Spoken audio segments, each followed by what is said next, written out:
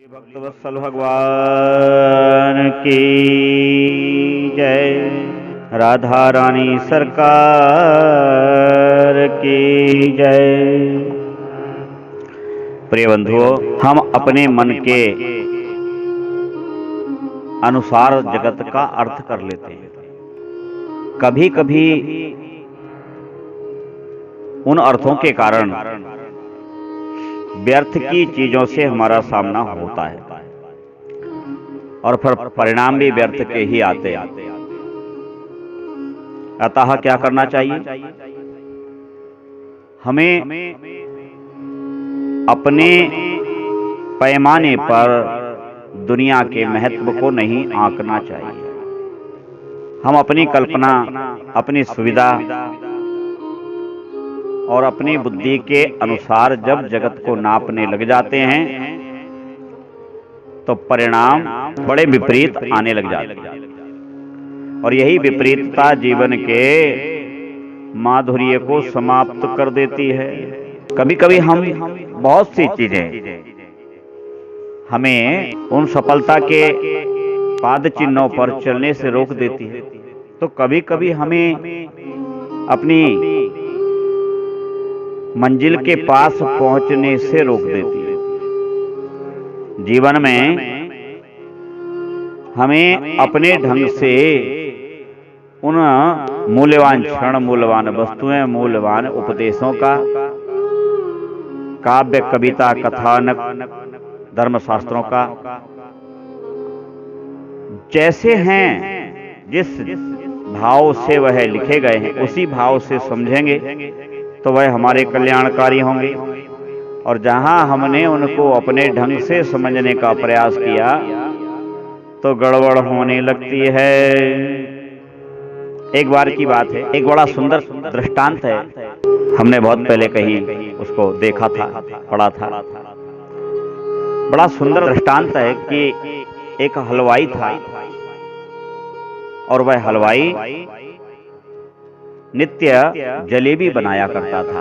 प्रातः प्रातः उसके यहाँ बड़ी भीड़ होती। एक तो उसके हाथ में स्वाद था, दूसरे उसके दुकान में सफाई थी, तीसरा उसके व्यवहार बहुत अच्छा था। तो बस ये सब वस्तुएं यदि जीवन में आती हैं तो हमारा जीवन रूपी व्यवहार व्यापार अच्छा चलने लग जाता है। अब क्या था, एक दिन प्रातः प्रातः जब हलवाई बढ़िया जलेबियां निकाल रहा था और निकाल करके और ग्राहकों के लिए थाल में सजा रहा था। लोगों के अपने अपने शौक हैं। बहुत सारे लोग जलेबी दही से खाते हैं, सो कूंडे में भरा हुआ मलाई वाला दही भी रखा हुआ था। तभी क्या हुआ कि एक कागा, एक कौवा आया और काग ने आकर के और सीधा दही के कुंडे में मुंह डाला चोंच से, और उसी समय हलवाई का देखना हुआ। हलवाई ने देखा तो उन दिनों भट्टी जला करती थी, गैस स्टोव हुआ नहीं करते थे, तो भट्टी पर ही जलेबी बन रही थी। हलवाई ने तुरंत जैसे ही कौवे की इस चेष्टा को देखा तो लकड़ी जलती हुई चूल्हे में से निकाली भट्टी में से, और जो फेंक के मारी उड़ते हुए कौवे को।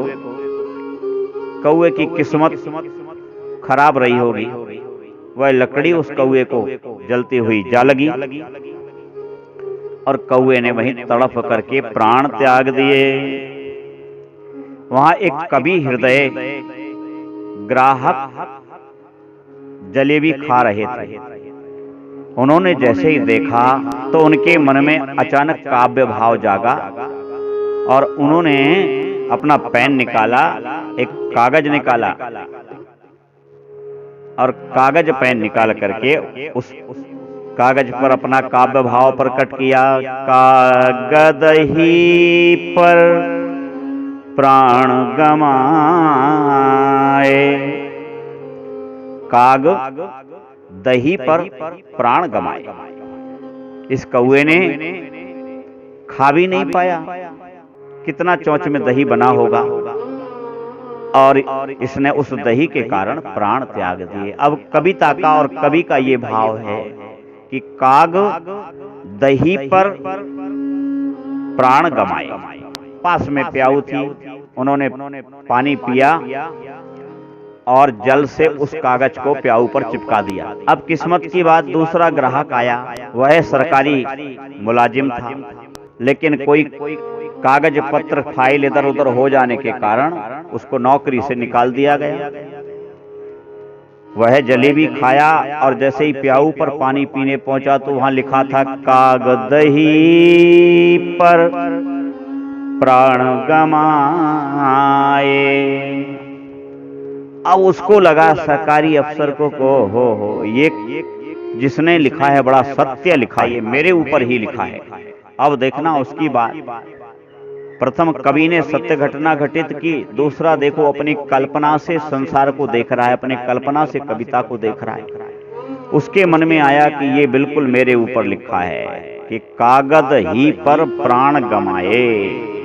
ना हम कागज इधर उधर करते और ना हमें नौकरी से निकाला होता, हमने कागज गड़बड़ कर दिया, फाइल गड़बड़ कर दी। इसका मतलब ये कविता कह रही है कि कागज ही पर प्राण गमाए। अब देखिए आप, भाव परिवर्तित होता जा रहा है, कविता वही है। इसी प्रकार हमारे भी उद्देश्य परिवर्तित होते रहते हैं। थोड़ी देर बाद तो एक बिल्कुल आवारा सा मजनू प्रकृति का एक युवक, लोग उसके पीछे पड़ रहे और वो भागा चला जा रहा, भागते हाँफते कांपते वो वहां आया और वहां हलवाई के वहां पेड़ के पीछे छिप गया। लोग दौड़े दौड़े इधर उधर हो गए। जब लोग इधर उधर हो गए तब उसने चैन की सांस ली और पुनः वह सोचा कि चलो ये लोग निकल गए, सुबह से भटक रहे हैं, भूख लगी है। उसने कुछ पैसे निकाले, जलेबी खाई और पानी पीने के लिए प्याऊ पर गया। उसका किसी मोहल्ले के प्रधान की लड़की से एक तरफा प्रेम हो गया था। वह कन्या इसको प्रेम नहीं करती थी, ये ही उसको प्रेम करते थे। एक दिन लोगों ने देख लिया, समझा दिया, दूसरे दिन देखा, पीछे पड़ गए, मारा कुटी करने लगे, ये भगे। अच्छा, लड़की भी बहुत सुंदर नहीं थी, लेकिन मन है, मन की बड़ी विचित्रता है। अब जैसे ही ये युवा जल पीने के लिए गया प्याऊ पर, तो वो कागज चिपका हुआ था और कागज पे लिखा था कि कागज ही पर प्राण गमाए। इसने पढ़ा, इसने पढ़ते ही जो है ना समझा, ओ हो, जिसने भी लिखा है कितना सत्य लिखा है, ये मेरे लिए ही लिखा है। ये जो बात लिखी है ये केवल और केवल मेरे लिए लिखी है। इसमें क्या साफ लिखा है कि का। अब उसने इसका अर्थ कैसे निकाला कि का गदही पर प्राण गमाए। हमने क्या गदही पर, लड़की बहुत सुंदर थी नहीं, गदही की तरह है, इसके बाद भी आज हमारे प्राण बचे, कुटे पिटे खूब, वो तो भगवान ने ही बचा दी है। उसने अर्थ कैसे निकाला कि का गदही पर प्राण गमाए। प्रथम कवि ने लिखा था कि काग, कौए ने दही पर, दही के लिए प्राण गमाए, काग दही पर प्राण गमाए। दूसरे ने उसका भाव निकाला कि कागज, सरकारी कागज हमने इधर उधर कर दिया, कागज ही पर प्राण गमाए। और तीसरे ने उसका अर्थ क्या निकाला कि कागज ही पर, कागज ही पर प्राण गमाए।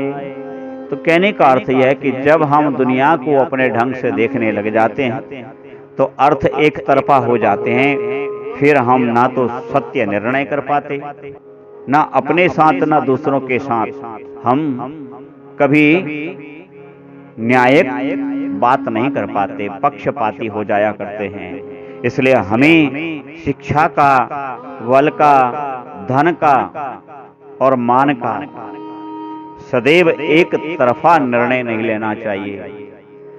यह सर्वव्यापक है।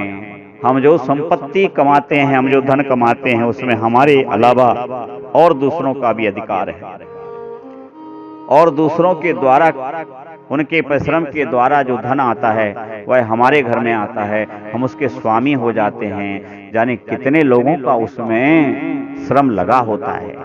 इसलिए हमें अपनी संपत्ति का दशांश समाज के लिए, धर्म के लिए, गरीबों के लिए, प्रकृति के लिए, जीवों के लिए, पशुओं के लिए अवश्य खर्च करना चाहिए, तभी हमारा कल्याण है। बोले श्री सीताराम नाम महाराज की जय।